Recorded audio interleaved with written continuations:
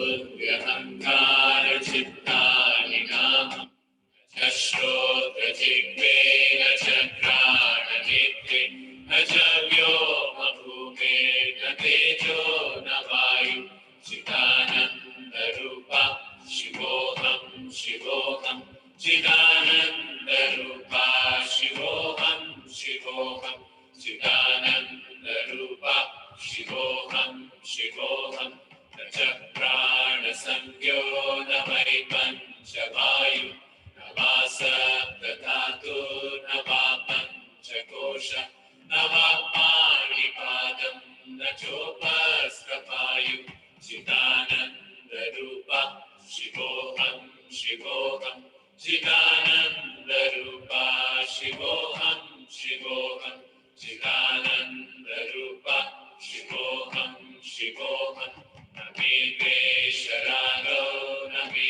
लोभमोहौ न मे मदो नैव मात्सर्यभावः न धर्मो न चार्थो न कामो न मोक्षः चिदानन्दरूपा शिवोऽहं शिवोऽहं चिदानन्दरूपा शिवोऽहं शिवोऽहं चिदानन्दरूपा शिवोऽहं शिवोऽहं न पुण्यं न पापं न सौख्यं न दुःखं न मन्त्रो न तीर्थं न वेदा न यज्ञः अहं भोजनं नैव भोज्यं न भोक्ता चिदानन्दरूपा शिवोऽहं शिवोऽहं चिदानन्दरूपा शिवोऽहं शिवोऽहं चिदानन्दरूपा शिवोऽहं शिवोऽहं न मे मृत्युशङ्का न मे जातिभेदः विधानैव मेनैव माता न जन्मः न बन्धुर्न मित्रं गुरुर्नैव शिष्यः चिदानन्दरूपा शिवोऽहं शिवोऽहं चिदानन्दरूपा शिवोऽहं शिवोऽहं चिदानन्दरूपा शिवोऽहं शिवोऽहं अहं निर्विकल्पो निराकाररूपो विभुत्वाच्च सर्वत्र सर्वेन्द्रियाणां न च सङ्गतं नैव मुक्तेर्न मेयः चिदानन्दरूपा शिवोऽहं शिवोऽहं चिदानन्दरूपा शिवोऽहं शिवोऽहं चिदानन्दरूपा शिवोऽहं शिवोऽहं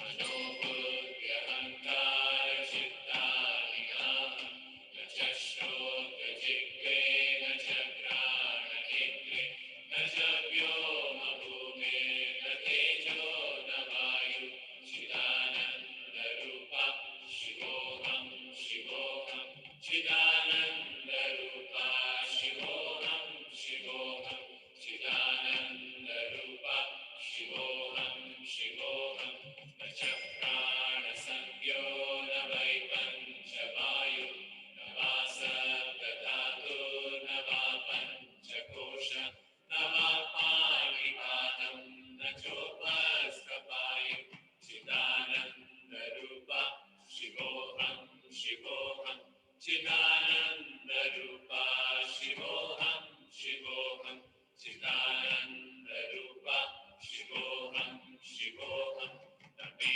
द्वेषरागो न मे लोभमोहौ न मे मदो नैव मात्सर्यभावः न धर्मो न चार्थो न कामो न मोक्षः चिदानन्दरूपा शिवोऽहं शिवोऽहं चिदानन्दरूपा शिवोऽहं शिवोऽहं चिदानन्दरूपा शिवोऽहं शिवोऽहं न पुण्यं न पापं न सौख्यं न दुःखं न मन्त्रो न तीर्थं न वेदा न यज्ञः अहं भोजनं नैव भोज्यं न भोक्ता चिदानन्दरूपा शिवोऽहं शिवोऽहं चिदानन्दरूपा शिवोऽहं शिवोऽहं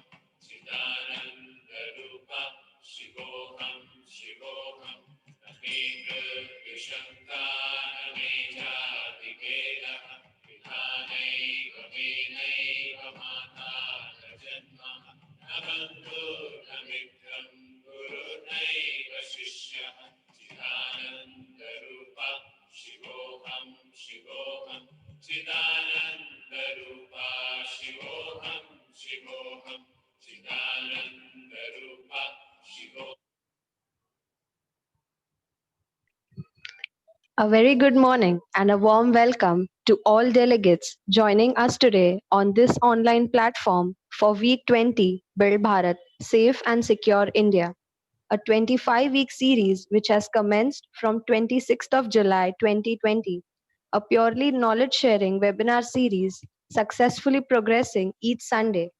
Our entire team of East Corp Group is grateful for all your interest, support, and time for connecting with us today. We are sure you will find the information valuable shared here. In case of any questions or query arising during the webinar, we request you to please type in using the Q&A option or raise hand.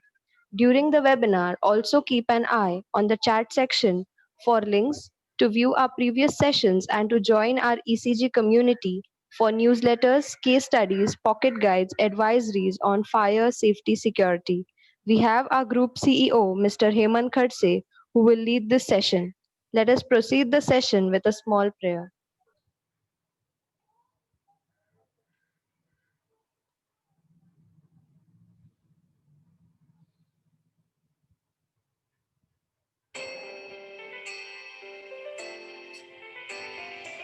असतो मा सद्गमय तमसो मा ज्योतिर्गमय मृत्योर्मामृतं गमय ॐ शान्ति शान्ति शान्तिः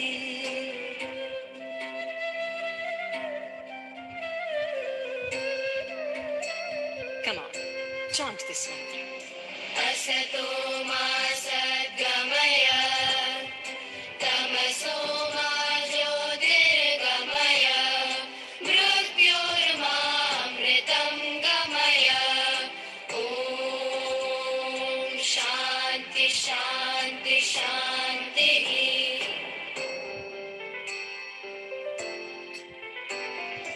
असतो मा सद्गमय तमसो मा ज्योतिर्गमय मृत्योर्मामृतं गमय ॐ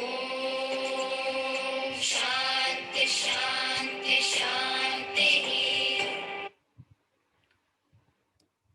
Good morning, all friends. Thank you very much for joining back again. Week 20 Build Bharat webinar series that we have started, um, and now we are ending to week 20. Time is just flying, and probably in next five session we'll be ending this fabulous knowledge for insights series with you. But I'm sure the journey will not end here. We will always find a way and means to connect with each other and see that this journey will always be continuous. So with this note, let me give you warm welcome again. um, Thank you very much for your time that you invest on every Sunday. um, it's really appreciating because I think if you recall my first session that I had declared in this series, that Sunday specifically been chosen because you need to sacrifice your time, or you need to make some extra effort to gain some knowledge. Unless until you make some extra effort or stretch yourself or sacrifice certain things in your life, you will not have that pleasure of gaining something that you would always been aiming for. So there are many people who still have lame excuses that okay, Sunday we have many things lined up, Sunday this and that. But even if I it's my promise that even if you do that on a weekday, Monday, Tuesday, anything, they'll also have some excuse to not to appear on them. So it is always the case that your mindset have to be energetic, have to have that positivity. Then only you will be able to receptive something new that you're always aiming for. Otherwise, excuses will always come in your life. COVID is a meaningful pause, and that's reason even we were inspired to launch this series. Otherwise, I don't think so. We could have done this series probably prior to COVID, although we had launch our monthly webinar series on Saturday, but then this series which needs consistency, it just need not to be finished in one session or two session.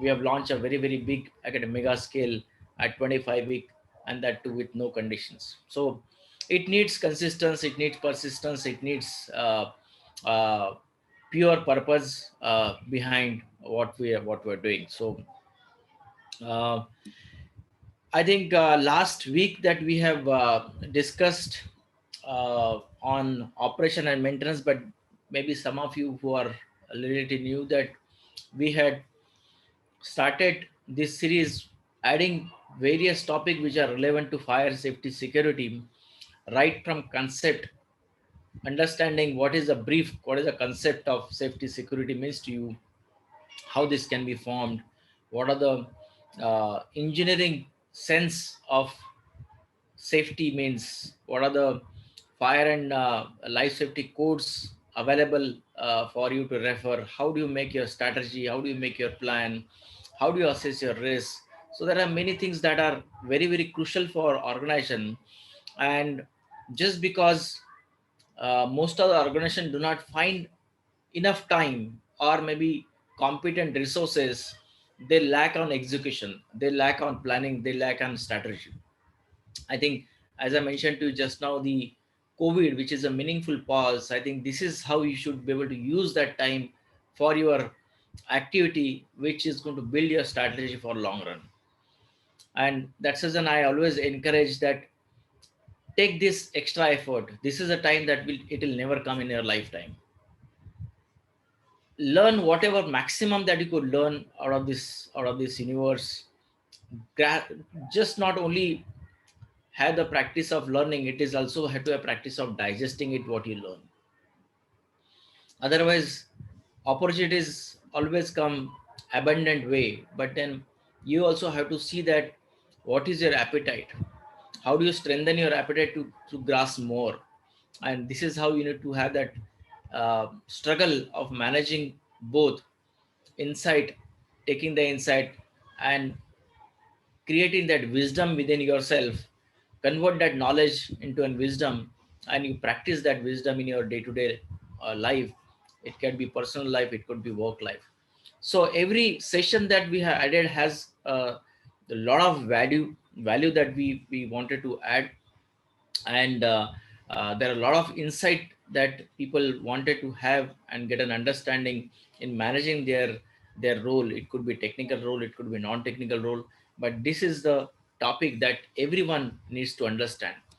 And then we started and extended our journey uh, to the extent of construction level, how installation level, how testing and commissioning can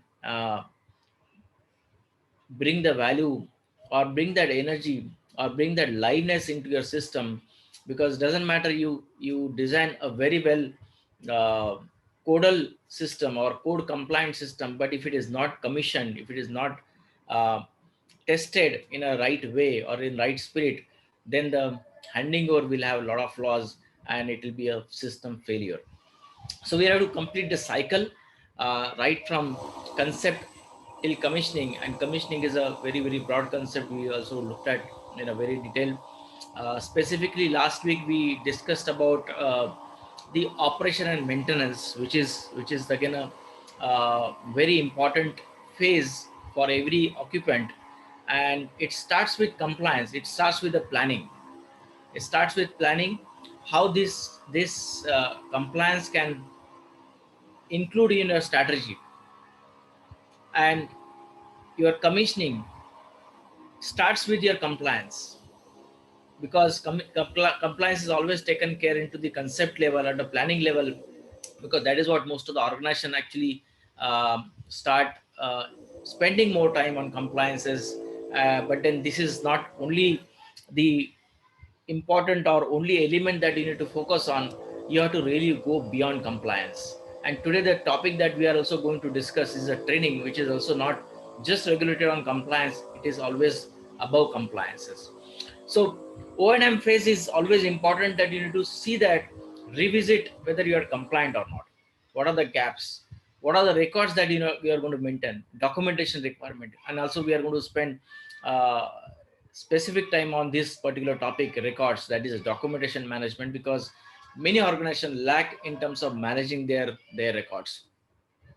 Then how we are going to create your plan, entire plan to maintain your system in a systematic way, so that there are resources aligned, there are documentation advisory, there is a preparedness, and that's how you are going to build that cycle, so that it becomes a sustainable system. And without a authentic plan, you'll not be able to operate or maintain any other system. It could be fire, safety, or security.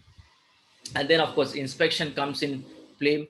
It's a regular journey. It is not something that you can always expect that uh, inspection is just one time activity, or it can be outsourced activity. It is not something like that. So you have to see that inspection becomes your regular affair, internal, external, both.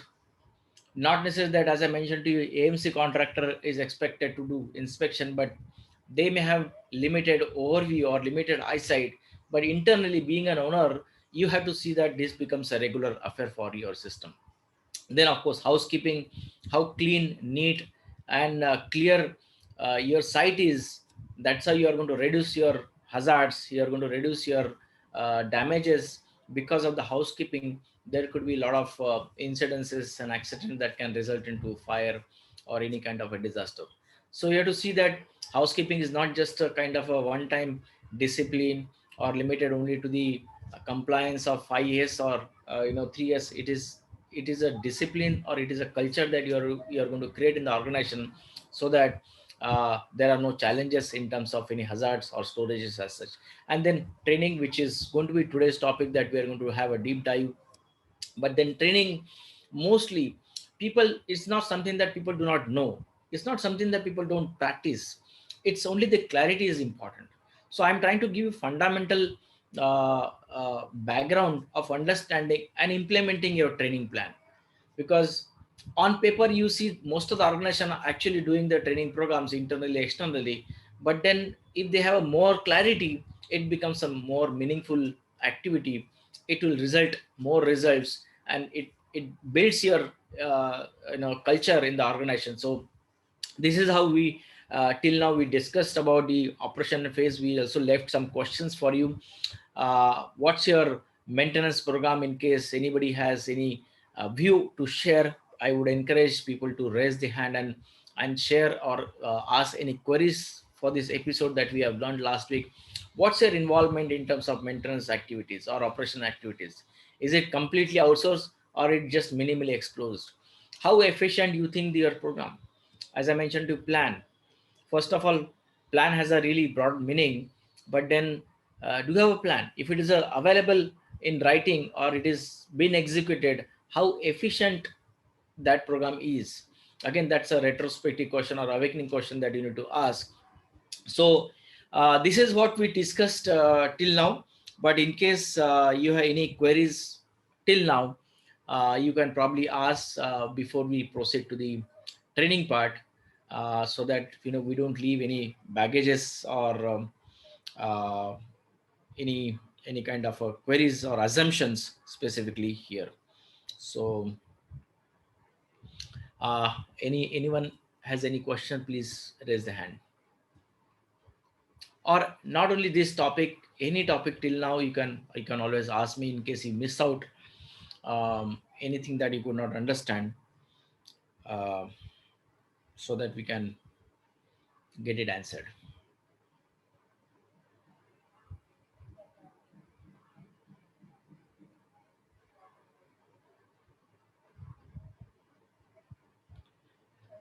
Okay, so no question. Long silence. Yeah, do not hesitate, guys, because unless until you speak, others also will not benefit. So I want you to speak up. I want you to ask any queries, any questions, any assumptions, whatever topic that you have learned so far, so that I know that we are on right track. So um, you have to just simply raise the hand so that I can unmute you, and then you can speak up. So Anyone? You can always use Q&A option also to write the question, so that you can I can get it answered during, or in case we don't get time this thing. So yes, please unmute, Mr. Pandey.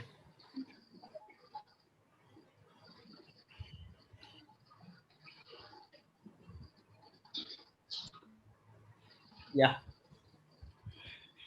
go ahead.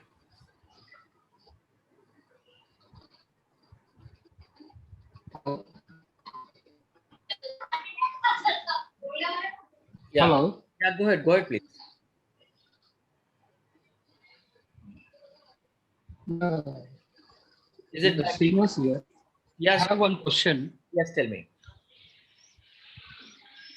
Yeah, present in the scenario of the context means for the commercial and as well as residential, there is a significant difference will be there regarding for the maintenance point of view. Okay, for the commercial, there is a some separate maintenance department and everything is there. For residential, Mm-hmm. it's a very lag in the situation of the maintenance point of view. Mm-hmm. Can you elaborate how it will be fulfilled for the residential high-rise buildings for how you are going for maintain? See, I mean, I'm not sure what your question is, but if I understand correctly, what you're saying is that for any high rise, and specifically residential and commercial, there is a maintenance happening. How different it is? Is that a question? Yes, Yeah. yes, yes, So, yes. That is uh, the question. very good question. Srinivas, right? What's your name? Srinivas. Because your name Yes, yes, yes. here as Srinivas. Krishna Mohan Pandey, I think by default this name is appearing again and again, so I don't know why. So that's fine. So, Mr. Srinivas, the maintenance, first of all, let us understand very clearly. Maintenance is a very, very broad term, and it originates from where? From where you take over the entire system.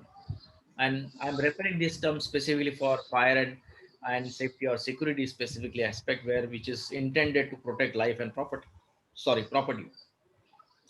So when you have right takeover of the system with creating a plan, knowing your compliances, um, knowing your organization that is available for you to maintain that. So everything that I discussed just now as a holistic view is applying to either a residential property or a commercial property. Only the change varies based on the scale of the system, or based on the organization that is available with you to involve in terms of maintenance. Now, coming back to the residence, it's a very interesting topic, and I wanted to add one more point here, because not necessarily that in a commercial high-rise build, sorry, in residential high-rise building, you will have a very, very structured organization involved in maintenance. Correct. So in that case, Yes, your society bearers, or the body which is supposedly involved in overall operation and maintenance of the facility, they need to create an extra layer called wardens or volunteers, okay, or supporting people, and that only will be created through the form of training. So when you create that extra layer, then even kid who is playing on the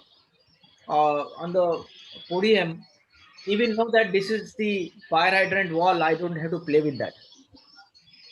Or there is a manhole point in the floor. I don't have to put my ball so that it will break, and it will be only formed in the form of training and other things.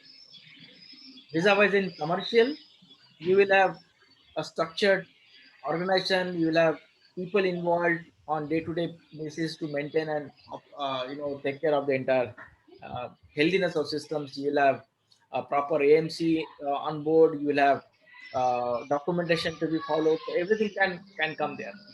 So your question was how it varies. It varies in terms of specific organization structure. Here it is voluntarily. Here, probably you can have a discipline and structured commercial organization structure to develop.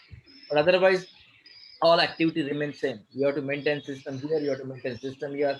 You have to have frequency. What is available here, frequency will remain here as well. It's only the who are going to be involved in day-to-day basis that's only get changed. I hope I have answered correctly. Yes. One more question. Is there anything such type of case studies if you are shared for the residential? Hmm. It's better for understanding. Okay. Okay, I will do that. In fact, we have an initiative called. Are you part of our group, Telegram group? Yes, yes, I am Yeah. the part of So it. we keep sharing these case studies there, and what you mentioned about the case studies related to maintenance, we'll see that we can create some case studies relevant to this topic and post it out in a group as such. So definitely we will keep sharing that. Yeah, because right now all are about the whatever the right to the sharing the information is related to the commercial and other residential. Just share the some sort of Yes. information so that we can able to understand for higher structures how you are going to maintain. Absolutely, absolutely. And it's it's a big concern actually, because I don't know whether you read my article which is just published day before yesterday, and I posted in the Telegram group as well. Specifically, talk of high-rise building, and I have mentioned certain challenges out there, especially for high-rise uh, buildings in terms of fire and life safety. So yes, it's a peculiar uh, occupancy, and there are a lot of inherent challenges which we need to address together. Yeah, and for higher structures, no, nowadays more than the beyond the 30-story building something, there is a some helipad system is also adopted for the high rise. So if you ask, give the information sort of the kind of the in case of emergency, how you are going for the risk in case of any emergency for the from the helipad system to the respective floor, the risk that is also would like to know. Yes, yes. I mean, right now the research is happening there. How helipad can be used as a rescue mechanism. Currently, I think metros like Mumbai, Delhi are ready to handle those kind of rescue scenarios. But I think there is a thought process already started, because your vertical have already gone more than 70, and it is touching almost 100. So there is a need of vertical rescue, and there is a lot of thought process going on in the authorities, how this can be achieved. But right now, neither there is any specific provision in the codes and standard, nor it is being practiced in a very authentic way, or in a very structured way. It is all case to case basis people are handling. But what you have highlighted is a valid point. How helipad can be also used as a means of rescue is the one that society needs to think about it. And one more question, last question. Yes.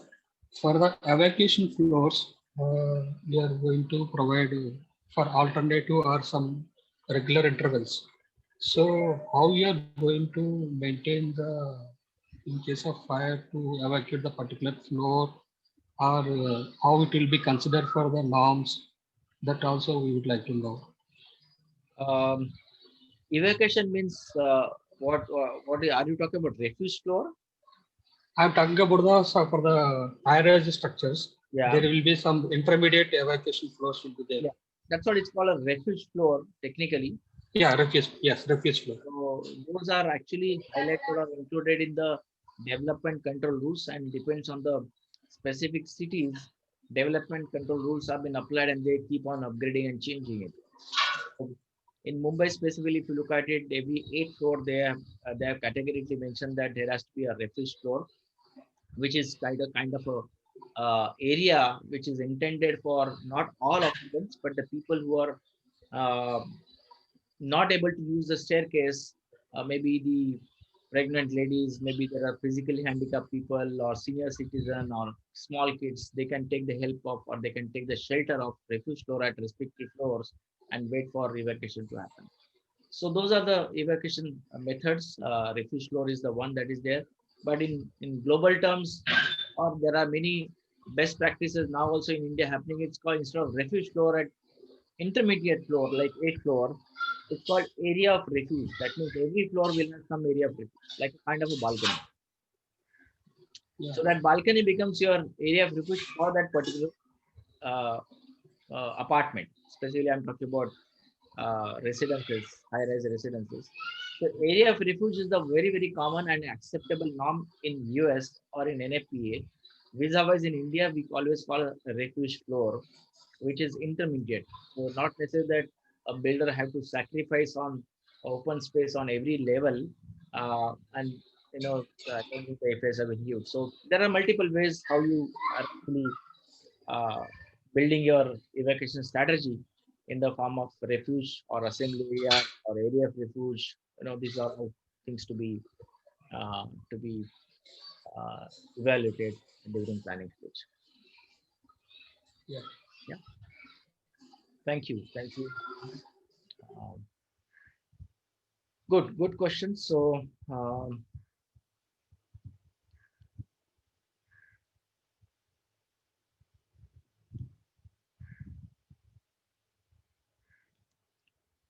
what is the method of programming of maintenance?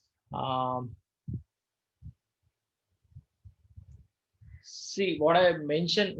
I'm not able to understand Singh साहब ये आपका सवाल क्या है? Maybe I think I'll unmute you because maintenance program का आपका सवाल जरा रिपीट कीजिए मुझे. What you are saying is,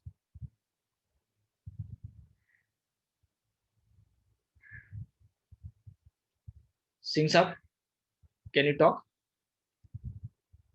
हाँ, आवाज़ आ रही है मेरी सर? हेलो. हाँ, बोलिए ना. अच्छा, नहीं, मेरा कहना ये है कि जैसे कोई नॉर्म्स होना चाहिए मेंटेनेंस का. कोई हाई राइज बिल्डिंग है तो पीरियोडिसिटी उसका कितने पीरियड पर उसका मेंटेनेंस करना है, ऐसा कुछ राइटिंग में है क्या उसका? ऐसा राइटिंग में है, बट आपको इंटरप्रेट सही तरह से करना है. जैसे मैंने आपको लास्ट क्वेश्चन में बोला था, हर एक सिस्टम का जो स्कोप है स्टैंडर्ड है, लाइक का आईएस कोड का आईएस कोड है. इस कोड में मेंटेनेंस प्रैक्टिस दिए हुए metre metre height break fire alarm. ऐसा आपको इंटरेस्ट कोड भी आपको क्या क्या करना है वो program in the form of program आपको डेवलप करना है. But conditions have been already given in the on top of it. आपको अगर इंटीग्रेशन लेवल तक का मेंटेनेंस लेवल देखना है अवेलेबल, वो आप देख सकते हैं.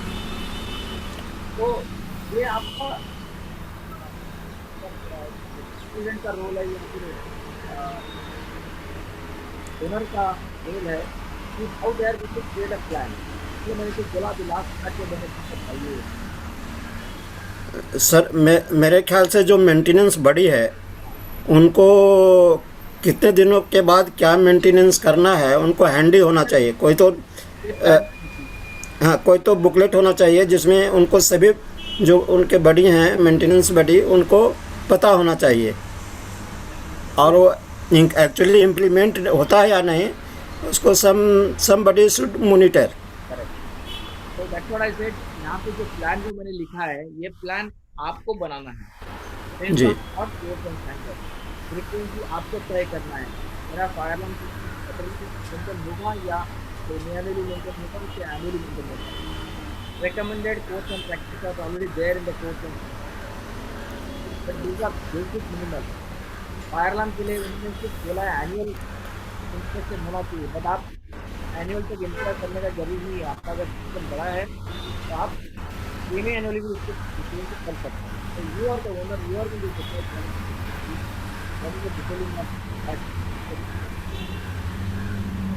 Yes sir, yes sir. Okay sir, thank you. Okay, good questions. So I'm just lowering the hand. Um,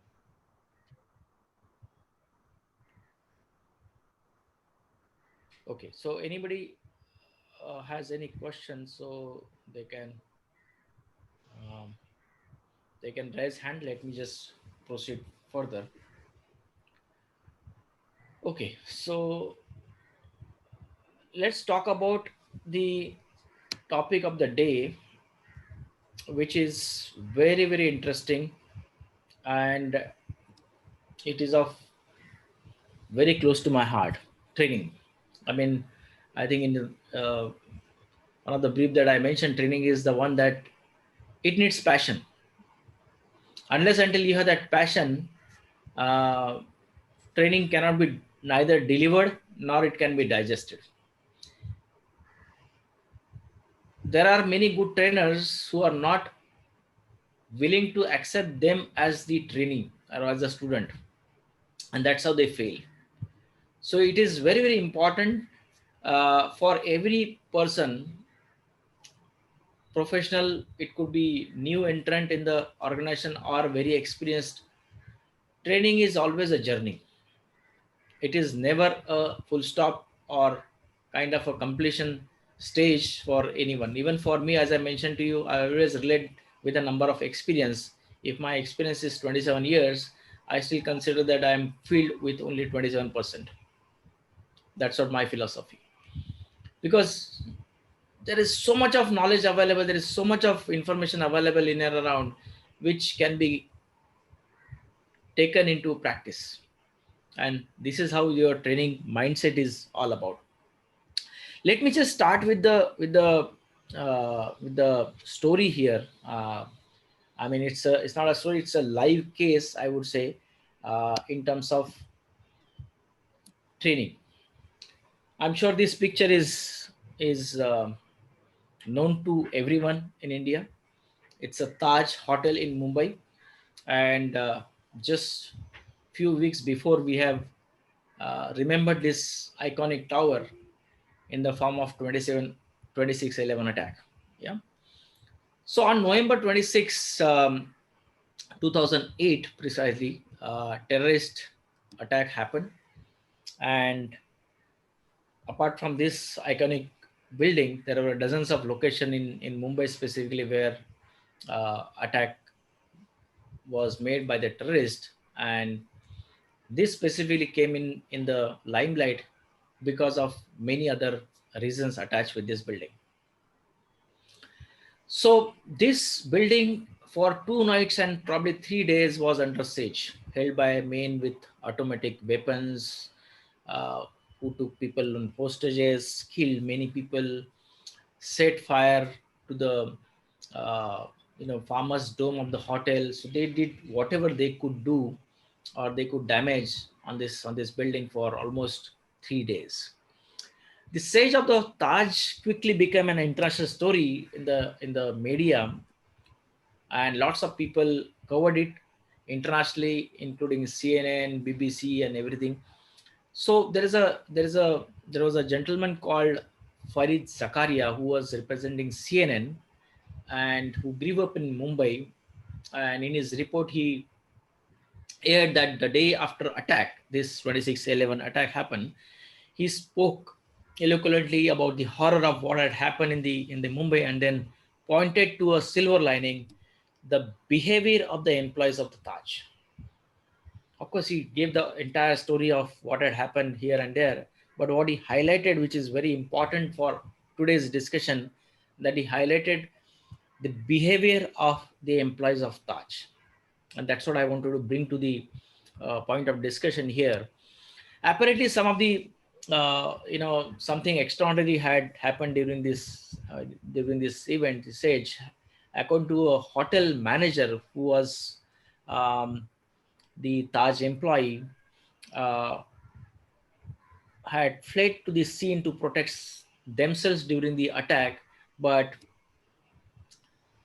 the employees, they all stayed at the hotel to help guests. So none of the employees actually fled. All were there in the hotel property to protect their guests in all throughout this siege that had happened in these 3 days. And that's how this program that Mr. Zakaria had highlighted in the CNN, and he gave this uh, insight about behavior of Taj staff or employees during this entire saga. So what is said in the program that I was told by many stories about Taj Hotel employees who made sure that every guest they could fled was safely ferried out of the hotel and at a grave risk to their own lives. And there were many stories individually. I mean, the day will not be even adequate to talk about individual stories, what had happened to every employees and what happened to their families after that. But the crux of the matter here is that there was a story of the kitchen employee who formed a human shield to assist guests who were evacuating and lost their lives as a result. They lost their life in that whole battle of saving the guest by creating the human shield. They were assassinated. There were telephone operators who were, after being evacuated, they chose to return to the hotel so that they could call guests and tell them what to do. Even the operators, they sacrificed, they put their life into risk, and they came on the job so that they could alert the guest through the system, and they could check whether everything is what is happening inside, and to get to the level of understanding. There was a GM of Mr. I think Karambir Singh, who was a general manager, and he was staying there in the building at that time with his family, and his wife and son, two sons, were lived on the sixth floor, and they died in this event. But he still continued to work in that episode despite his family loss. If you see, often during a crisis, a single hero or a small group of people can become heroes who take actions or risk their life and they emerge. But what had happened in Taj was really something at a broader level. It was not at a small scale level with a specific group of people, uniform throughout the organization who were present in the Taj Hotel, were have seamless and without no fear. They were constantly only trying protecting their guest. That was only motive there. So during the crisis, dozens of workers, waiter, bus boys, room cleaners who knew that back exits path were available to the hotel. I'm sure many of the people residing in Bombay or visited Taj, they know that it's a very complex building and they have very limited and a very complex exit management because of the heritage property involvement. But the staff there, they knew how to evacuate in case of emergency because their path, the egress path or exit path were known to them. They could have, but they chose to stay in the building under siege until their customers were safe. They were the very model of ethical, selfless behavior, and this is how the prominent behavior that Mr. Zakaria had given in the CNN uh, in the news article. And what it exactly is explained. I mean, let's get into the understanding of why this behavior has been highlighted or spot, come into the existence. Because afterwards, there was a Harvard Business Review was conducted, and to get to the insight key, what is the crux behind this behavior? So HBR people came in and they started reviewing this and understanding what could be the motive behind all this behavior. So there was a gentleman from HBR, Harvard Business Review, Rohit Deshpande, again from uh, Mumbai background. He was a professor and who was probably research in business ethics and global branding.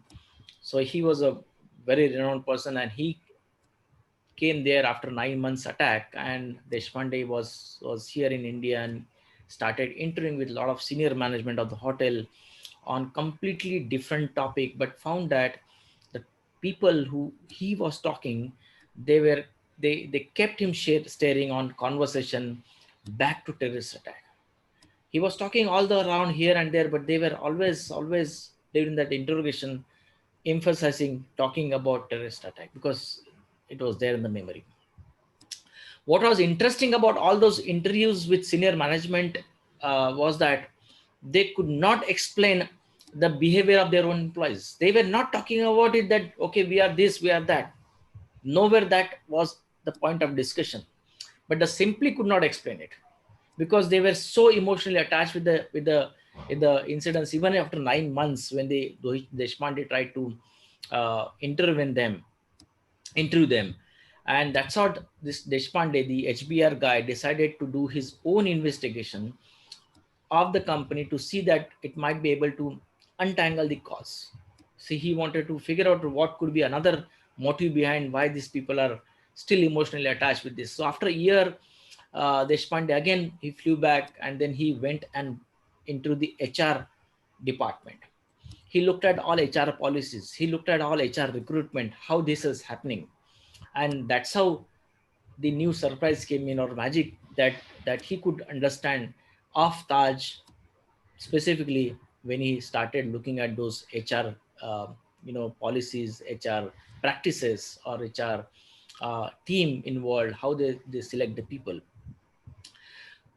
And when he interviewed all the people, hotel staffs, manager, kitchen worker, everything, what he also published in the article as a in the form of case study of the company, because the case study is not basically it's like a research document. It is live case which is based on his interrogation with the staff, with the people in the Taj as a hotel organization, and that's how the case study was published.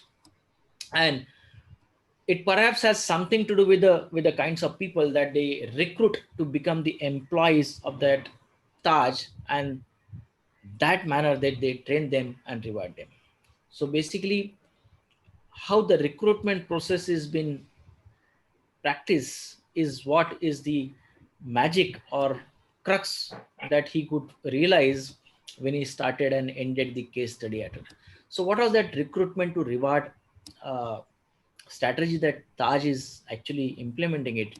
First recruitment, I mean, as a part of process in their search to find maids or bellhops or any waiter, Taj avoids big cities and instead turns to small towns and semi-urban areas. So they pick up villages or semi-urban areas people and go and recruit those are in this category, because there is, I mean, that's what they are trying to develop a culture or relationship with the country that we are in. I mean, we always um, mention the word called Atithi Devo Bhava, and this sentiment is always exists in the village community, may not be that prominent in the metro cities that we live in.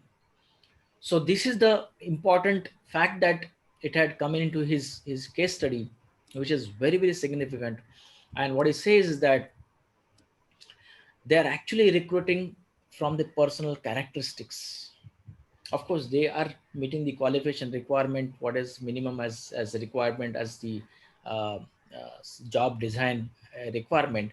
But what prominently they are looking at in recruiting these people is their characteristics, is their values, is their um, respect, is their empathy. And that's how this culture has come in.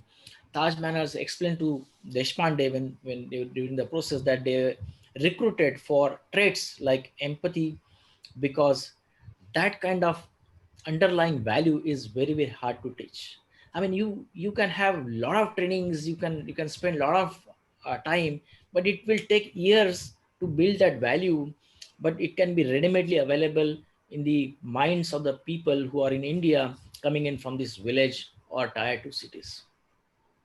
That's how this unusual step that Taj has taken, and that's what Mr. Deshpande pointed out in his case study, and culturally connect how systematically they have done in the HR practices has been seen here.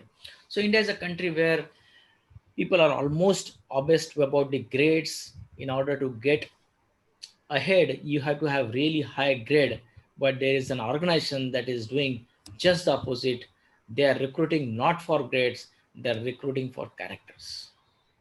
And this is a unique proposition of Taj, and that's how they are focusing on ideology of the characters. So Taj is owned by a corporation called Tata Group, which is basically, I'm sure everybody knows, it's a 100-year plus has been the organization which is run by extremely religious family uh, that's interested in social justice. But the company typically has been formed in a such a way that two-thirds of the profits is goes to the charitable trust, and it is coming from top, the values is coming from top. And that's how they have inherent that characteristics into the HR practices. Atithi deva bhava, if there is a hotel hospitality segment is there, let us pick up the people coming in from characters. And that's how it was became a DNA of HR. When Deshpande says in his case study that there are also practical reasons for this focus on characters, but a Taj hotel has made its name on customer service, and they are maniacal about it. They are treating it almost like a science. So this is how this has been turned. Each of this interaction is viewed by the company as an opportunity for employees to delight their customers with their kindness. So everything and everything. But about the training and reward system that has been set up by Taj is designated to encourage kindness. And this is how they have developed the culture of developing people through their values, characteristics, and nourishing through the trainings programs. And 2611 was a live case where it was demonstrated that their system that they had developed is really worthy, is really proven. The values that they have created, the culture that they have created in the form of all trainings and HR practices is the one that was need of the hour. So that's what they call as a recruitment to reward strategy. If any behavior, I mean, how they also respond that the any guest, if suppose he puts the complimentary note in his feedback form, immediately within next 48 hours the reward goes to that particular staff, complimenting him or her for the service that he does. So that's what the recruitment to reward strategy or HR practices that they are maintaining it here. So the whole moral of the story that I wanted to talk about here is one thing, that as an organization, if you have to build the culture, you can always get people from one caliber, from one sector, and then apply the traditional trainings programs and build them and expect the results. But at the same time, if your recruitment process itself is picking up the right values, ethics, behaviors, then it is easy to train those people than the people who are very very difficult to train about it. So this is how this Taj case, which I wanted to talk about here, which is very very important for many organizations, because we spend a lot of time, we spend a lot of money on training, but that becomes a ritual exercise when you know that the product itself is not ready to adapt the practices or the culture that is coming from the top. Then there is a mismatch and it becomes just a ritual activity. So ethics is the one that is very very important for any organization. And uh, it is a direct impact on the company's performance or productivity or profitability of any organization. Doesn't matter if it's a hotel or a manufacturing company, small or big or large, doesn't matter. What it matters is that you have to engineer that ethics in the system through the trainings, through the values, through the characters. Then the journey becomes very very successful. And that's how this thing has been adapted by Taj. I thought I'll share this example because when you're talking about this training, as a part of activity, it has a very deep meaning. And today people are not fundamentally clear about training is just a 1 hour session or 1 day session, giving the feedback, and then that's how people are following it about it. So I hope this made sense. Let's take this discussion ahead. When you look at the training, ultimately what we are trying to do is we are trying to build a competency in the team. That's the sole motive of any training. You're trying to build a competency. It can be soft skill or it can be hard skill, whatever it is, but ultimately we are trying to build that competency in the organization in the form of training. And that's how three attributes are important when you're aiming for any kind of a training.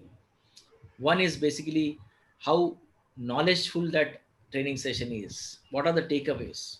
Is it knowledge filled, or it is just a Google gurus kind of a knowledge which is available in the common eyes? So what is that insight? What is the value that I'm trying to get in the form of training, in the form of knowledge? And then whether it allows me to think on my own. If there is a knowledge but it doesn't ignite my mind, or it is not awakening my mind to start thinking in the way that I am supposed to be thinking, then again there is a disconnect. So knowledge must transpire into a process called thinking, and then it comes as an act. You are able to act, or you are able to do the way it has been intended for, and that is how the circle gets over, or loop gets completed, of a learning experience. When the loop is completed, then the competency automatically gets formed. It could be anything, it could be major, minor, whatever it is. And that is how your training has to be. And training could be anything what I mentioned to you. It could be a person communication capability, or it could be a training on a fire safety. Ultimately, you're trying to build a competency, and these are the three attributes that uh, organization must emphasize while uh, implementing the training programs at the organization workplace. Psychologically, if you look at it as human behavior, there are organs, and I have been always using the nature as a science here in many of the parameters that we have discussed, whether it's a fire or security or safety. Even in training, it matters a lot. What you see in the form of through the eyes, naked eyes, probably it'll pick up higher than the rest of the organs that you can talk about it, whether it's a taste, touch, smell, or hearing. Even hearing, for that matter, it is less significant than what you see. That's reason there are many training sessions that are happening where they use only visuals, because then people eyes can get attracted, and people can get focused.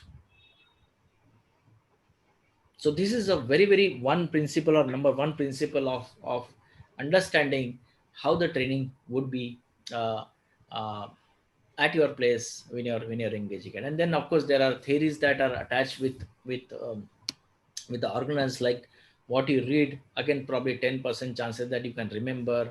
What you hear, probably again 20%. What you see is 30%. What you see and hear both as a combination can be 40%. What you discuss, definitely you can remember more or higher. And when you experience that particular doings on your own, with your own hands, definitely it has highest or relatively higher percentage of remembering that what you're doing. And then of course when you are delivering to others what you have learned, that means what you teach, what you preach, what you teach is what is been remembered at a very very great level, at 90% level. So when you look at this nature or science, the trainer have to have that capability, or organization have to have that design mechanism, that each employee when they engage for training programs, they have some kind of experience where they themselves are able to talk to others. The moment they reach to the level of giving that information to others, that's the utmost level of training or successful key factor that you can say for training. And when it comes to safety training, why it is boring, that was I mentioned in the last session, because we are missing on this. We are only giving focus on PPT. In fact, whenever I do the training programs, the next question or immediate question I get, can I have PPT, sir? Because we are only focused on PPT. We are not focused on discussing it, we are not focusing on experiencing it, and we are not focusing on teaching to others what you have learned today. And the PPT that you pick up at the end of session, probably it will never get open in your lifetime. I used to pick up PPT long 20 years back when I was new. Nowadays, I don't work on PPT. I don't even ask for any PPTs. Not necessarily that I have lost the interest about it, because I know for sure I may not have that time and energy to look at that as this thing, but rather I focus on my energy in remembering it and discussing it with others. And right now, exactly I'm doing is basically what is the 90% of the activity. Why I engage in more training program? Because whatever I have learned, when I express that out to others, there are higher degree of chances that this knowledge will remain with me for a little long, isn't it?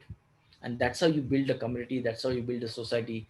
And this is what the secret of organization, I can tell you.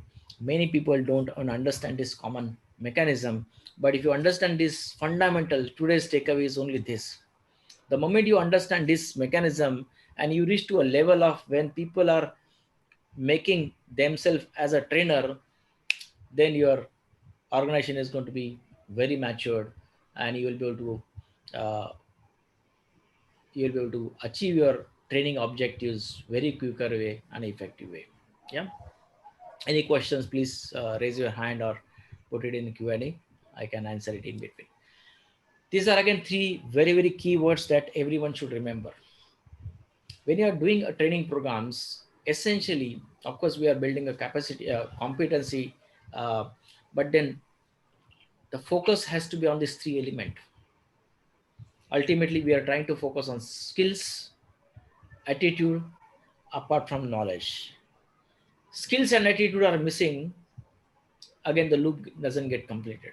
Because if you just have only knowledge, it gets overflow. Because if your attitude itself is not ready enough to digest, it's like a filled cup.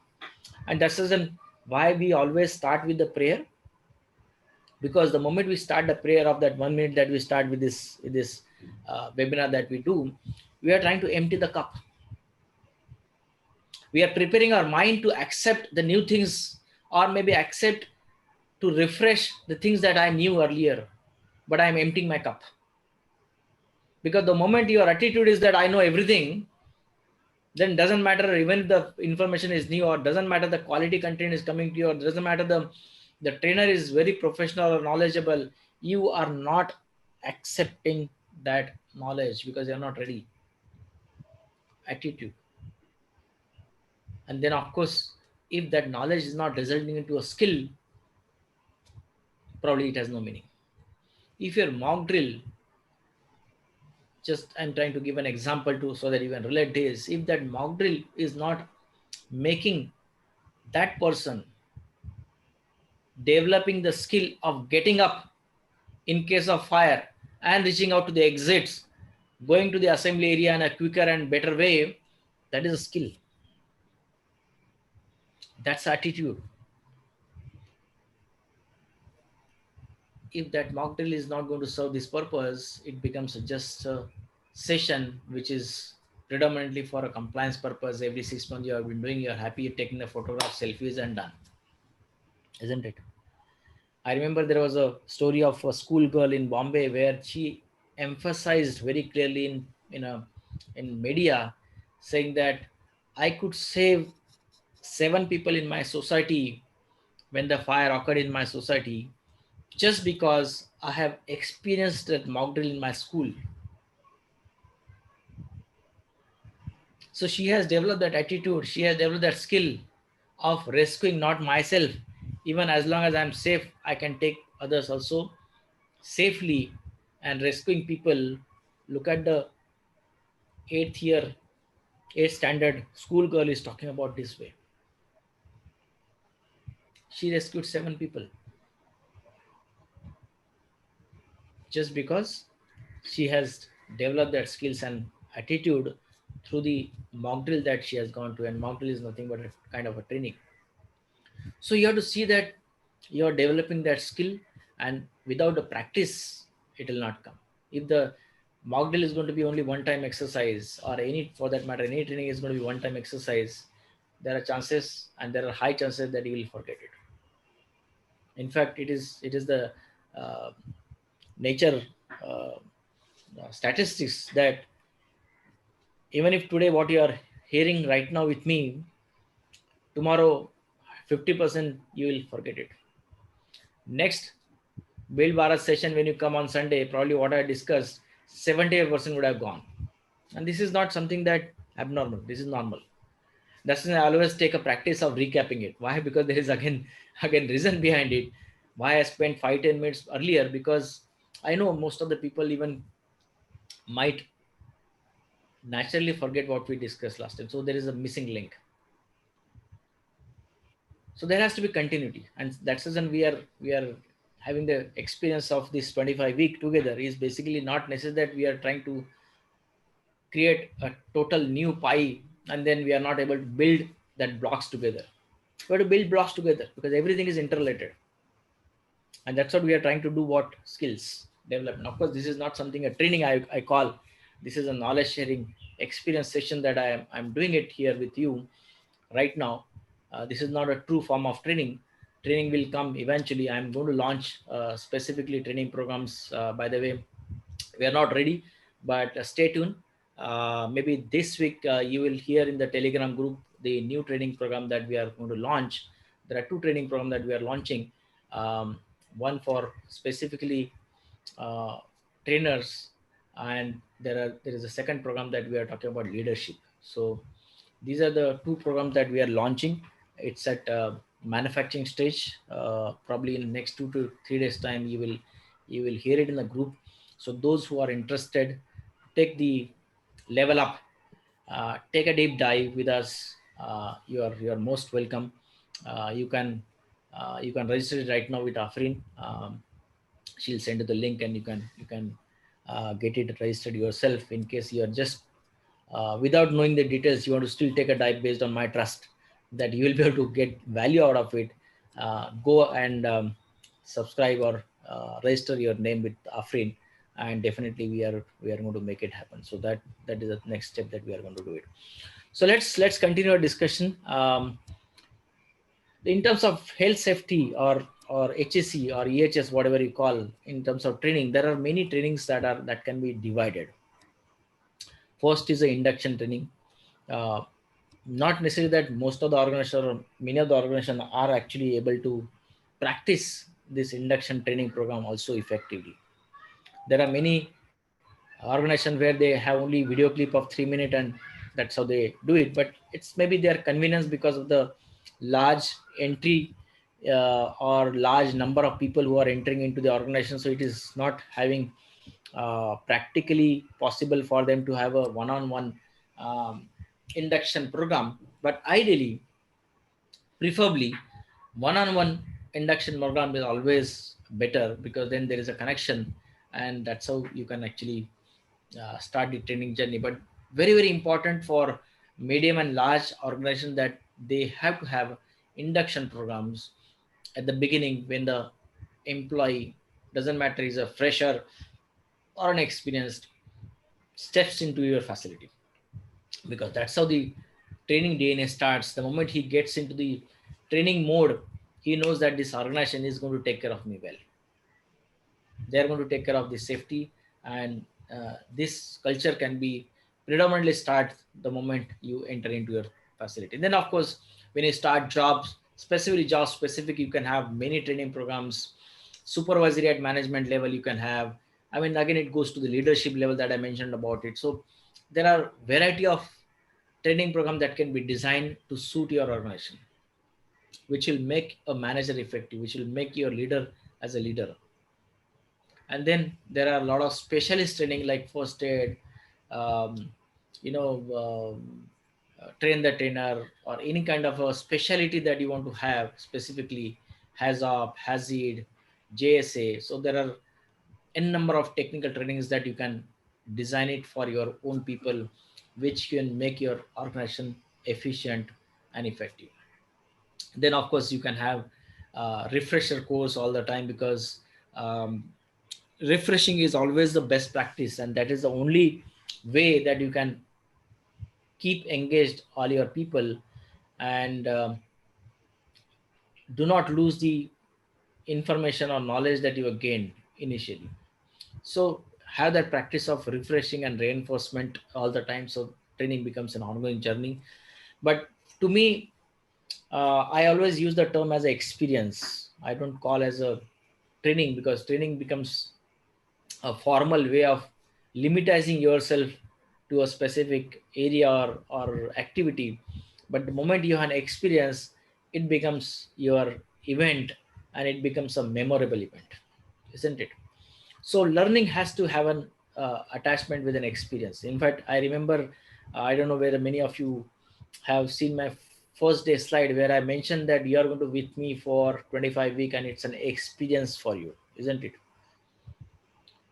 And it is, I think, truly for many of you here who are constantly and consistently with us, they are actually experiencing that. And your aim or objective has to have that create that moment of experience in the minds of training, and then it doesn't become a monotonous, it doesn't become a burden training for any of the employees or staff, doesn't matter whether it's technical or non-technical. So when you're doing that, you have to have the first an understanding that what is that course that are you trying to do. So create a purpose, create a target audience. You can't have um, one training for entire occupancy at a one day. It is not a right strategy. So you have to see that to whom is intended. Are they ready? What is the objective of that particular training that you're looking at it? What is the content and structure, whether it's going to be online or offline, face to face, with a demo, with a practical thing. You have to ensure that it is getting converted into a right module. And then how it is going to be delivered, what are the resources to be required to support that training functions. If you are getting a expert from outside, then what are the coordinators, who are the coordinators who will be needed to do that course effective, and what are the accessories that are required, what are the facilities requirement, what's a sitting arrangement that you are going to have. So everything has to be supported well, so that it becomes an experience. And then uh, lastly, it has to be assessed, because you have good training programs happening, but if you don't go back to your trainees and ask how much they have grasped, how much they have digested, was there any gap, was there any improvement, was there any adjustment that is required, again, probably you will not be able to improve further, and you will be remaining on one level all the time. So always and always make a practice of um, getting evaluation, not only just feedback. Feedback is just like a question where you say yes, yes, no, no, and that's about it. Have one-on-one evaluation if possible, because that will improve your future programs, or converting that training into an experience in a great way. So first and foremost, let's understand the stages of training programs. It is very important that as an organization you have to understand what is the need of the organization. So identify the training need. Unless until you identify the training need, you'll not be able to make that training effective. And what is happening, why I'm highlighting this as a first step, because most of the people, most of the organization, they go by references. When the trainer comes back to them, in front of them, he or she proposes what they are good at, and that's how you sign them or engage them. But not necessarily that their expertise is your need. So it is extremely important when you are trying to design a training program for your organization. Start and identify what's the need, and it's a detailed exercise. It's not you're just going to come in one day as a dream that okay, this is my need. It needs a lot of retrospection, it needs a lot of analysis, it needs a lot of uh, you know hard work, then only to identify the exact need of the organization. Then develop the module, as I mentioned to you, what kind of a duration, what's a forum, uh, how it will be, whether it will be theoretical, practical, it will be mixed, it will be online, offline. So there are many things that you need to include as a part of developmental plan. Then implement the training plan. I mean, when I say implement, it's basically like when you are doing any specific programs, the each trainee or student that you have, they should start implementing that knowledge, and that's how the skill that I mentioned in the first slide, knowledge into practice. Unless until you get to the second level in implementation, it becomes just a theoretical affair, and then only next year when that trainer comes in, you are at the same level where you were. So ensure that your organization is ready to implement that plan in the form of practice so that your skills and attitude can be developed further to that specific programs. And then start evaluating, create that mechanism all the time. And I've seen many organizations, specifically top organizations, they have a very, very strong mechanism of evaluation, evaluating both in the form of trainer, it could be internal, external, and trainees, including the logistics, what went wrong, what went right. So unless until you have that mechanism, a strong mechanism built in the organization, you'll not be able to improve. And then have that practice, recurring practice of retraining people based on your evaluation, improve it, do it, improve it, and again, that's how you need to make the cycle, and it becomes a journey, it becomes a culture in one day. Yeah, these are some of the facts that I want to throw it upon, and I'm sure you probably may not be ready to accept that only 7% in industry is the safety training need. It's a big gap. It's like insurance. How many people in India are actually insured? Maybe less than 3%, right? Is it a need? Probably yes, it is a need. But then it's not, people are not ready, people are not aware, people are not mature. Even in today, in safety domain, the training that are happening, people are wanting to more focus on job skills. They want to make sure that the employee in the organization is skilled so that I can become a profitable. Very simple mathematical rule. Or secondly, how can I create a layer in the form of leadership, supervisory skills, so that I can grow? So there is always outward thinking. Of course, I'll not get into the thinking mode right now, but this is what a motivation today exists. So there are a lot of efforts have to do from the people like us to get that 7% to 70%, where safety becomes your job skill, safety becomes your leadership. When that safety gets inherent into the first two parameters, then automatically safety can be a popular topic of choice, or it will be organizational need. But today, unfortunately, it is not. And if you look at the rejections, that's again an important phase uh, that we should know. In COVID, I always give an example. I used to get a lot of answer from clients that okay, we are so occupied, uh, we have a lot of assignment going on, there is no way that we can spare a time. But in COVID, when they are shut down, still they were not ready. They still are saying that no time. Maybe they are engaged there, or maybe people do not have time, maybe employees do not have time, so always then excuses. So this is a very, very large region of training rejections in India specifically. Or they have no visibility what kind of training that we'll have. Or maybe they find it very difficult in identifying what is the material that they can have, what is the content that they can have. Also, you have free training and you have highly paid trainers available in the industry. There's a lot of gap in between. So people also find it a reason thing that it's not affordable because of the cost. Training also takes a lot of time, and that's a very common excuse. People, even though there is a 2 hour, people think that 2 hour, my God, it's a big challenge for me to shut down a plant for 2 hours or department for 2 hours. And then lastly, very common excuse that okay, we want to have a training, that's the topic of the need, but who can give me? I don't find any good trainers available in the industry. Mostly the trainers are available in the industry are age old people, retired below, or those who have done everything in their life. Now they are just sitting idle, they have started doing training programs.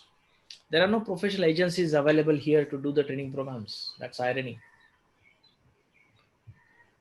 Very less organizations are actually geared up, professionally managed, and ready to deliver the safety training programs.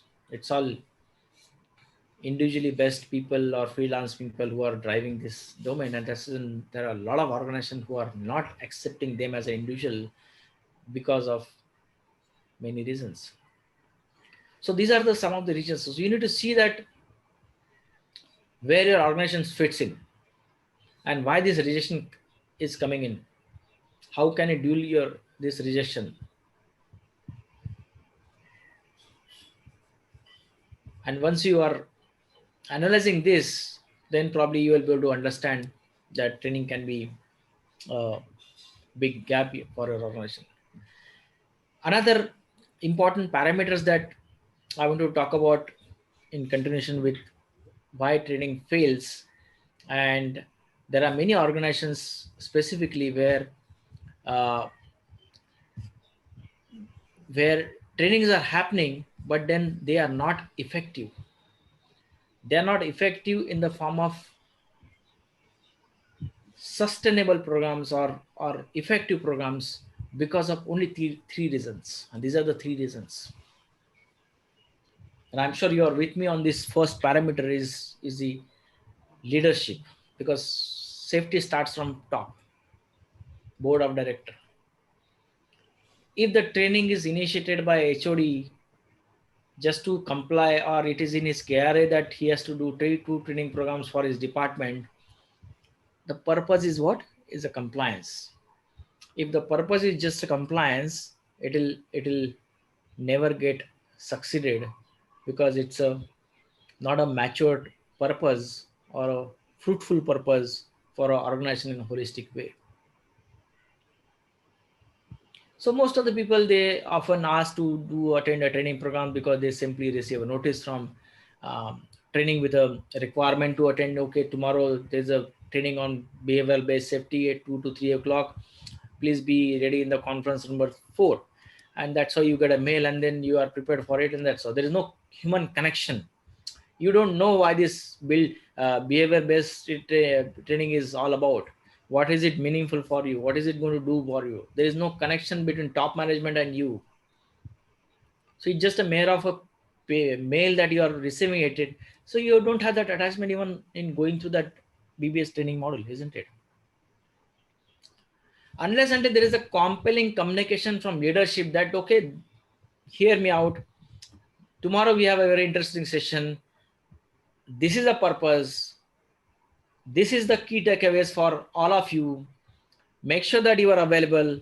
Make sure that you come up with your queries. If there is a seriousness coming in from top in going through that whole process, then you become serious, because there is a purpose from top, because there is a very clear cut distinction given or value that they have seen from the top management in executing that training plan. And they are doing it for you, they are not doing it for the organization.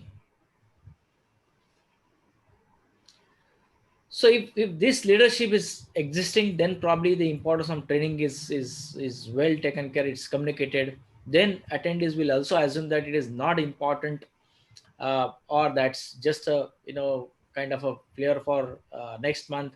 So they will perceive based on what you perceive,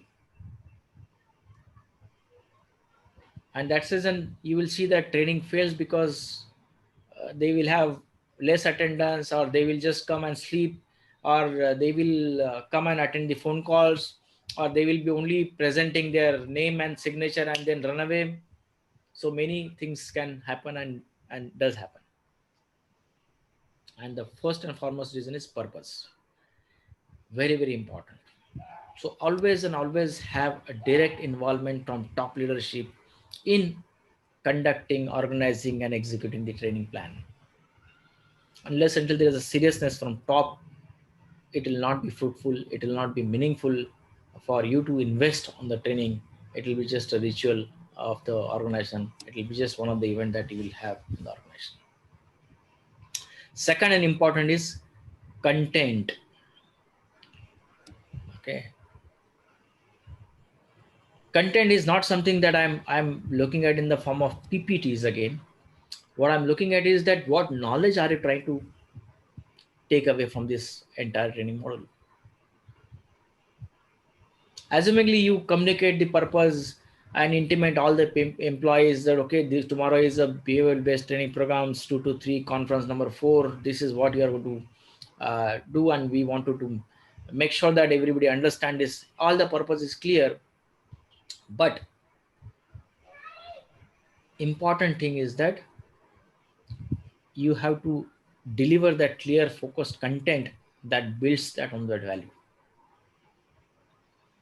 If your purpose is very high, very crystal clear, but if it is not delivered in that manner, then there is a missing link, and then you will see a disconnect.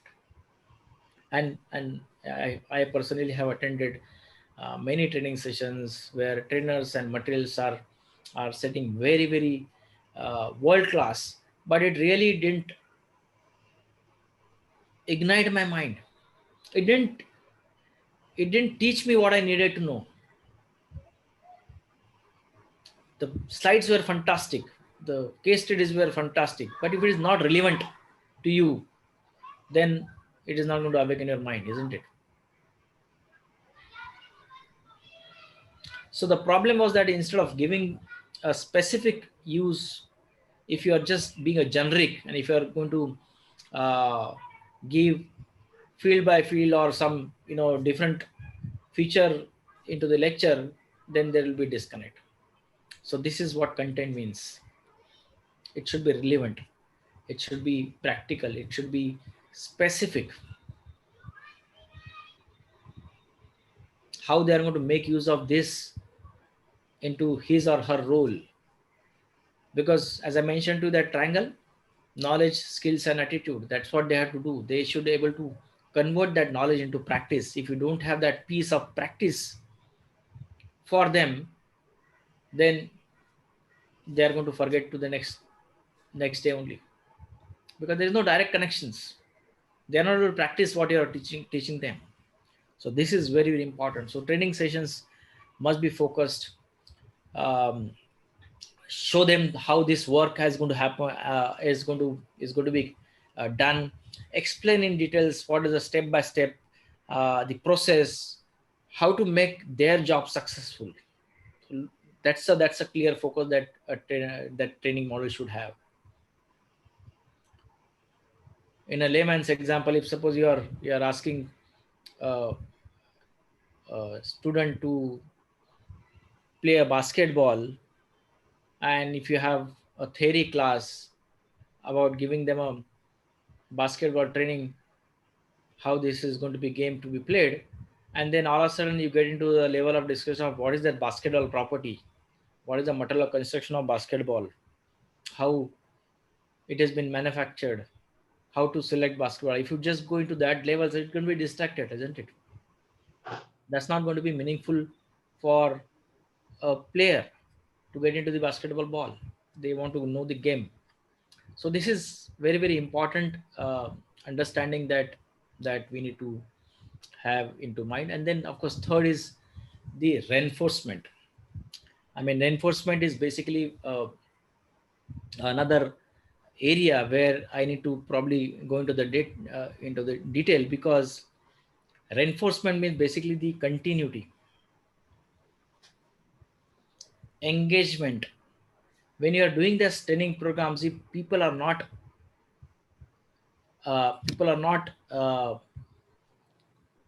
able to practice or have that continuity of using the tools which is given, then probably again it is not going to be effective program and training is going to be failed. So always and always in the organization, you should have a practice of repeated reminders, or maybe application of recent trainings, go to them on asking for evaluation, what went right, how to make it better. If you have that connection after the training, and they apply the tools or they apply their knowledge into their practice, develop their skills, develop their attitude, giving them a hand holding, you know, experience, the training definitely is going to be more effective. But otherwise, traditional training programs ends, PowerPoint ends, thank you very much, fill the form, feedback, and that's how they get it. So there is no connection. So effective training programs, organization have to build that capacity so that they are implementing that plan on a regular basis. Because there is a call to action, there is a follow-up. And when that follow-up happens, automatically that system will be created, and people will be focused on those teachings into practice. Yeah. So that's what the reinforcement means. People have to have some kind of a material that they can refer in the form of notes or some tools. So these are some of the technique that you can have, where people have continuous engagement. If they want to have any kind of a session where they can address your queries, clarification, they can come back to the trainer periodically for certain period. So again, you have to schedule that meetings, or maybe you can discuss that in your safety meetings. You can reward for the people who are implementing that particular teachings, and that's how it is inspiring others to recollect, oh my god, this is what I've learned, this is what somebody else practices, why can't I? And of course, there is another new thing that is coming in here, is micro learning. That means you are not investing all the people in one go. You are just giving them a piece at their convenience. Maybe 5 minutes video or some mobile device will ask them to do a kind of a training module, and they can do it in staggered at their convenience. So you're not having a productivity loss. So there are multiple ways where people can engage, people can get uh, true knowledge, what they need to practice. Very important concept that I want to talk about it here at the last, and then I will go back to your questions, is how to schedule your calendar. First question may be coming from your mind, that what is this calendar and do I need to invest on making a calendar? The answer is yes. Because unless until you have that plan for the little medium term or long term, you will not be able to set the goal for the people or the organization in a holistic way. If you're just entertaining a trainer that you know, coming by reference and doing that training just to satisfy his need rather than your need, then it becomes just a compliance, or it just become an activity or event. So are you looking at it as an event, or are you looking at it as an experience? So if you have a little long-term vision, then definitely every organization must invest on making a calendar. So these are the steps that you need to have. First, identify what is the number of training that you will have. Look at what else can be done. This is what we have been doing it probably, but what else can be done? We never have done before. And this is what today's need. What is a format that I will have? What is a budget that I can spend? Otherwise, there's no point in making a lot of training calendar, identifying the subjects. But then if your organization is not ready to invest money on it or time on it, people on it, so what is that requirement from management? Is the management ready? Willingness? And then last is identify the vendor. In practice, it is just going reverse way. Somebody is coming to you as a trainer, you look at whether you can afford to him or not. It doesn't go to the third level only. If he's charging 10,000, no, 10,000 we don't have, we have 2,000 rupees budget, thank you very much. Yeah, that's a fact. It should be totally reverse. The trainer should be selected when you're ready with the budget, when you know exactly the content, when you know exactly the outcome, when you know exactly your target audience, you know the frequency. In fact, it just came into my mind. It is not something that planned. If your organization, and this is only pertaining to organizations here in this forum, if you need any kind of a consultancy, we are ready to invest on free consultancy on setting up your calendar. No conditions, no obligations, no commercials. So we can have an online call uh, and help you to design a training calendar for your organizations. So reach out to Afrin today in case you need any kind of assistance on setting our calendar, because I believe this attempt will really change the entire uh, future of your organization in a great way. Yeah. So this is what all about today's. Any questions you have? We are exactly on dot. Um, Anybody has any questions so far in understanding what we discussed on trainings? Yes. Wow, Mr. Reddy is handing. Yes, sir. Sir, this is Nareti. I've been attending your sessions from the start. My query here is what would be the format approach to decide on the frequency of refresher training required for a workman cadre or anybody else? Okay. Uh, so it all depends on what is a topic that you are choosing and what is a target audience that you have. Like I'll just give a very broad example. ISO 45001. Okay, that's our certification training that we do. uh, the refresher is 3 year. Okay, so in industry specifically, if you ask me the industrial norms, the maximum could be 3 years and the minimum could be 6 months also.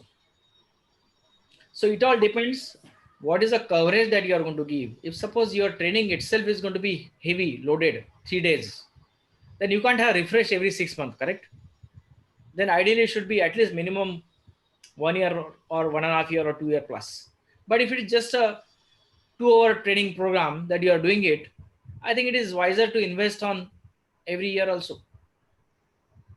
So it is you who are going to decide the frequency based on what the coverage, the target audience, the management acceptance, and the requirement of the skills that you are expecting out of this program.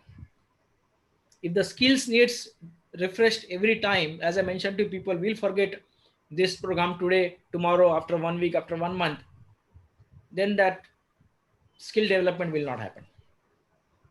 Yeah, so I hope I have answered, Mr. Reddy. Thank you, sir. One more small query I have is Yes. across our what you call knowledge sharing today, we were mostly talking about external trainers. But here, what I am trying to implement here is I am trying to develop internal trainers so that, as you know, the budget also can be cut, and these people can be available for reference or even queries during 24/7 because these persons are available on 365 days in the factory. Mr. Reddy, did I mention any of my slide external trainer as a word? No. No, no. It is applicable for internal also, for external also. I am looking at training as a training. You engage based on your appetite, based on your resource capacity, either internal or external. So that's purely your choice, prerogative. And I'm a strong recommendation. I'm a person with a strong recommendation that as an organization you have to invest in building your capacity internally as a trainer, because you cannot have dependency on external trainer all the time. There is a requirement that you have to have internal resources to keep on training them on a weekly basis or even daily basis for that matter, for some of the parameters. And it could be just a 10 minutes or 20 minutes, maybe just a hot work permit. Yeah, I'm just giving an example. It needs also training. People should know what is the hot work permit, how they should do it. So it's a regular. You can't expect people to come from outside to train them on a annual basis. So I am not here, or we are not discussed or so far that requirement have to be fulfilled by external trainer. It is applicable for both. The objective must be clear. The spirit must be very communicated, and then it's your decision, operational decision, to hire person from outside or inside, both. So Thank you, sir. Thank you. Thanks for the clarity. okay, so anyone else has, I don't know whether, yeah.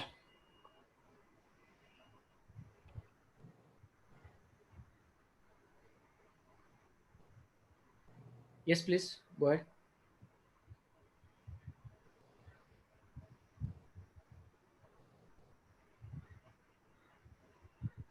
Mr. Srinivasan, I think you are there, or I don't know. Okay, so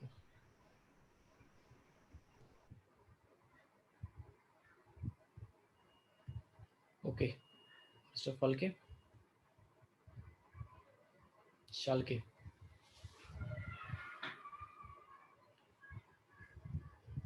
Mr. Sanjay, are you able to unmute it?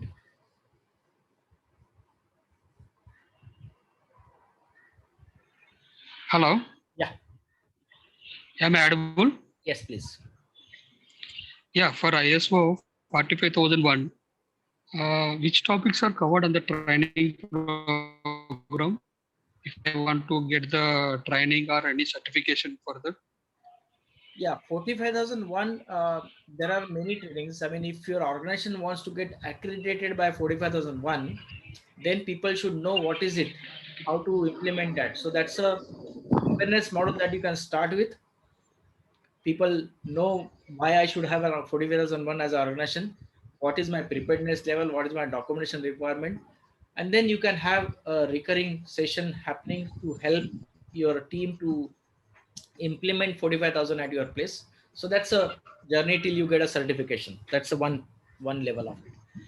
If you want to become an accreditor, ISO, maybe your EHS head wants to get himself as a lead auditor, then that's a different training program that is probably 3 days to 5 days program.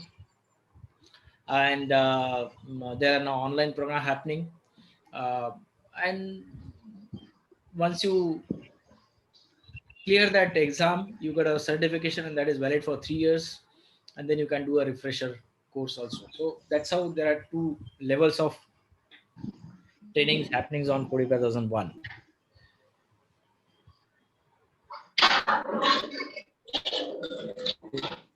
Yeah. Yeah. Thank you. Yeah.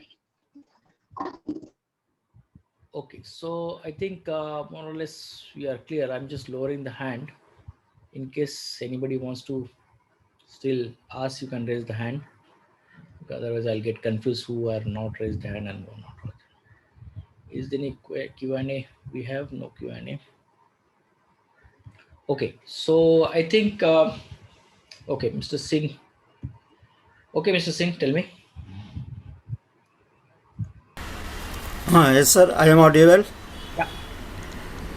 हमारा ताज hotel के बारे में query है. Apart from intelligence failure, जैसा कि पिछले webinar में बताया गया था, इंटेलिजेंस फेलियर था उसमें, तो मेरे को ये पूछना है कि सिक्योरिटी ऑफ ताज होटल वो भी फेल हुआ, कैसे फेल हुआ, टाइमिंग क्या था अटैक का, नंबर्स ऑफ अटैकर्स कितने थे, what improvement done after this math bye Taj hotel. Since आप क्वेश्चन सही है, बट ये फोरम उसके लिए नहीं है शायद, तो मैं आपको एक उसका केस स्टडी आपको शेयर करूंगा. जी सर. आप हमारे ग्रुप पर रहेंगे तो ओके सर, ओके. उसमें शायद पूरा एनालिसिस है. उसमें आपको पूरा हिस्ट्री पता चलेगा कि क्या क्या हुआ था, क्या what went wrong and yes sir, yes sir, no no problem. अगर अवेलेबल है तो मेरे को भेज दीजिए. Okay, thank you. Okay, good. So thank you so much. I think we're just past 1 o'clock. So next week we are going to spend time on documentation requirements. So do not miss.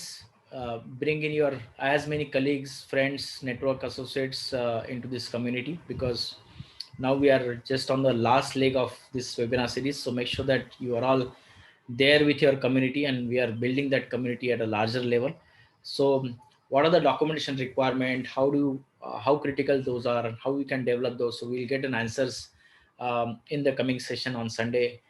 So till then, take care. Let's conclude the session with national anthem, so you can stand up.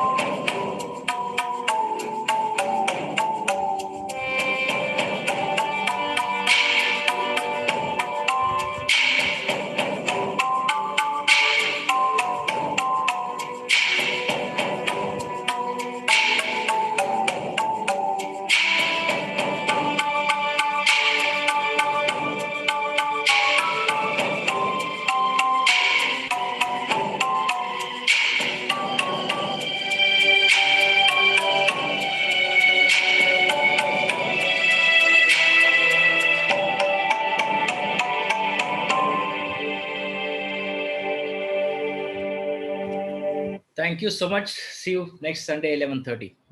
Take care. Stay safe.